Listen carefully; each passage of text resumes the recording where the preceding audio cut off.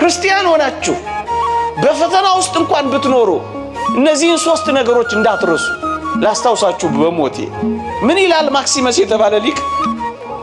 ፈተና ለአንዳንዶች ከቀደመ ኃጢአታቸው ሊያነጻ ይመጣል ይላል።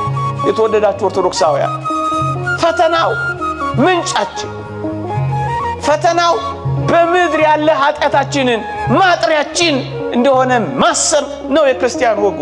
በደሌን ኃጢአት ያርቅልኝ ዘንድ እነዚህ ፈተናዎች መተውብኛል፣ እግዚአብሔር ሆይ በዚህ ካራክልኝ ተመስገን።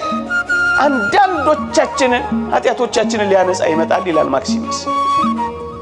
በቀደም አንድ ሎስ አንጀለስ ካሊፎርኒያ ከተማዋ ሙሉ ነዳለች። ታስታውሱ ከሆነ The Passion of Christ የክርስቶስ ሕማማት ፊልም ፕሮዲውሰር የሆነው አንድ ሰው ተጠየቀ። የሱም ቤት ተቃጥሎ ነበረ። ምን ተሰማህ ብለው ጠየቁት። ምን መልስ እንደሰጠ ታውቃላችሁ? ለኔ መንጻት ነው አለ። It's purification። ለኔ ነጻው እንኳን ተቃጠለ፣ ለኔ ኃጢአቴ መታጠቢያ ነው እንደማለት ያለን ያለው። ወገኖቼ አንዳንድ ፈተናዎች፣ አንዳንድ ሰዓቶች፣ አንዳንድ መከራዎች ማንጫዎች ናቸው ብለን ነው ልንረዳ። ከቀደመ ኃጢአታችን ሊያነጻን ይመጣል። በሌሎች ደግሞ ይላል አሁን ያለውን ፍጽምና የበለጠ ሊያሳምር ይመጣል ይላል። አንዳንድ ፈተናዎች የበለጠ ውብ ያደርጉናል። አንዳንድ ፈተናዎች የበለጠ ይሰነግሉናል። አንዳንድ ፈተናዎች የበለጠ ያጠነክሩናል እንጂስ ተስፋ መቁረጫ፣ ራሳችንን መግደያ፣ ራሳችንን ማጥፊያ፣ ራሳችንን ማግለያ፣ የበታችነት መሰሚያ፣ የብቸኝነት አድርገን እንዳናስበው ክርስቲያን ሆነን ፈተና በጣም ብንቀበል የበለጠ ውብ ሊያደርገን እንደሆነ እውነት፣ የበለጠ ሊያጠነክረን እንደሆነ ተረዱት።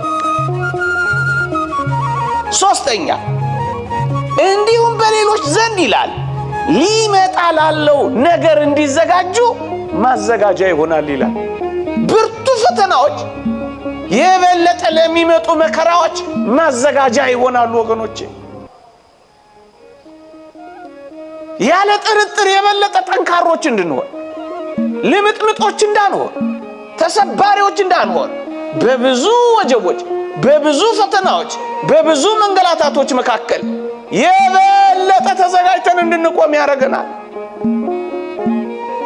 ከብዙ ንውጽ ውስጥ ከብዙ ማይበል በኋላ ጸጥ የሚለውን ነገር ያመጣልናል እግዚአብሔር።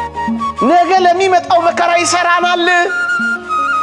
የበለጠ ሲቦካ፣ የበለጠ እኮ ሲላቁት፣ የበለጠ እኮ ጠንካራ ነው የሚሆነው። የበለጠ ከተፈጨ የበለጠ ጠንካራ ልም ነው የምትሆነው፣ ትስላለህ።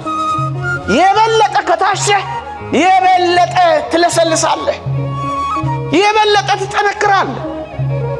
በአንዳንዶች ዘንድ ኃጢአታችንን ሊያነጻ፣ በአንዳንዶች ዘንድ ያለንን የበለጠ ውብ ሊያደርግ ሊያሳምር፣ በአንዳንዶች ዘንድ ደግሞ ለሚመጣው መከራ ሊያጠነክረን ነው።